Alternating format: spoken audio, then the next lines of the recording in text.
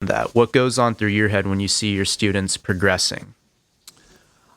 I agree with you on the confidence piece. Mm-hmm. I mean, you see people standing straighter, they stand taller, they're happier. What I love the most, in addition to that, is the change in mindset. And you would say that's different than the confidence? I would say confidence has to go in with that. Okay, so where do you see the difference in the mindset? How many times, Coop, have you had someone literally want to just bash the heck out of the bag the first time they do a boxing session? Everyone. Like, there's not one person who doesn't think King Kong got nothing on me, right? Right. Like, when they're just bashing that, because they just want to hit something. Right. They want to feel like they have control over this thing that's in front of them, right?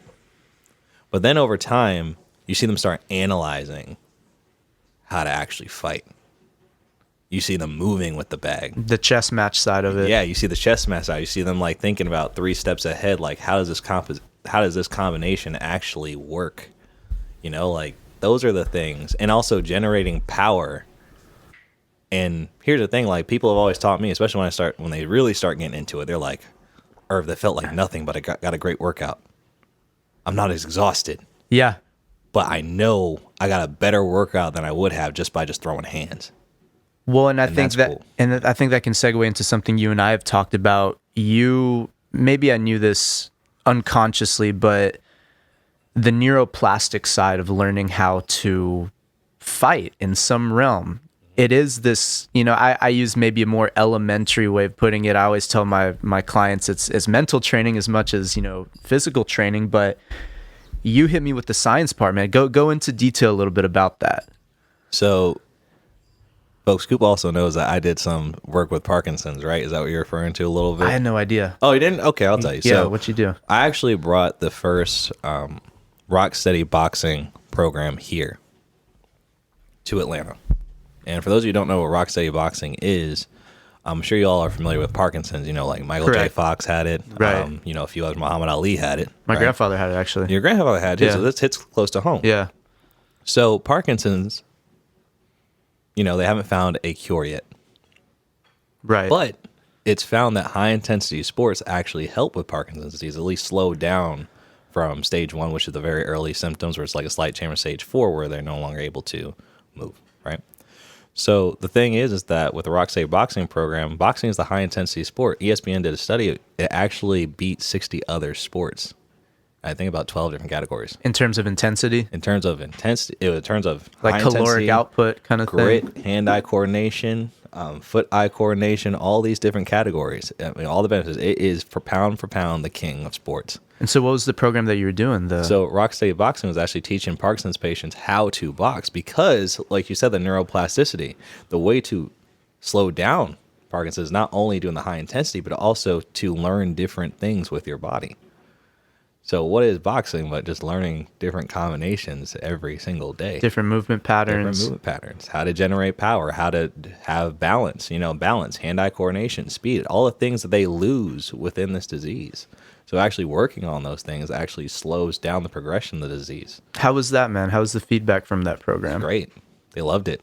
I mean, and we had a steady group for a long time. It was very good. And also, what really made us happy was when you saw that progress where people had more core strength, when people felt like they could overcome things, when people didn't feel like this was the end of the book instead of a new chapter. That was cool. That's awesome, man. And that was a regular base thing that was going on a weekly basis, or what was we did that for about 3 times a week. Okay. I'm over at Wellstar when I was there. But the thing is that once again, going back to neuroplasticity, like I said, it's making those different neural pathways in the brain because the disease is trying to stop all that, right?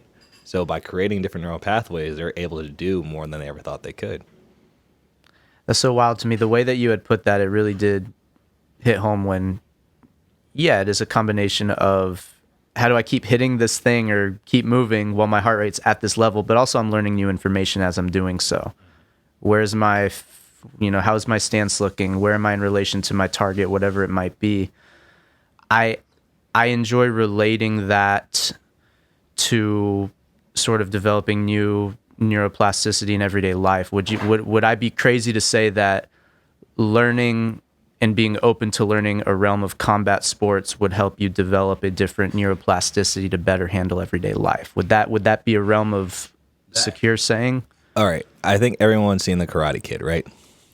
I think a lot of people have seen the Karate Kid. Wax on, wax off. You can use that as an actual block. So they weren't joking with that. No, they weren't joking with that. Okay. I mean, you can literally do a lot of things. For example, you've seen me do a few things like with stances and a few tricks of my own with that. But the thing is, you can definitely, this helps you in everyday life. For example, like I said, just by being in the stance helps you with your balance. Right. Most people are like, I'm not as clumsy. That's one of the first things I get from my online clients. They're like, I am not as clumsy anymore. I don't see myself tripping. I have better leg strength. My hand and eye coordination is better, like overall. I mean, especially like if you drop something, of course you want to catch it. How many of us actually drop it? How many of us catch it? Exactly. It's. I mean, it definitely does relate to life. There's no doubt about it. Your reaction time's quicker. And like you said, the confidence too, man. Oh yeah. To be able for someone within a relatively feasible amount of time. I mean, you can make steady strides with consistent dedication within, I would say, 2-3 weeks. Oh yeah. I mean, honestly, it's just. I would say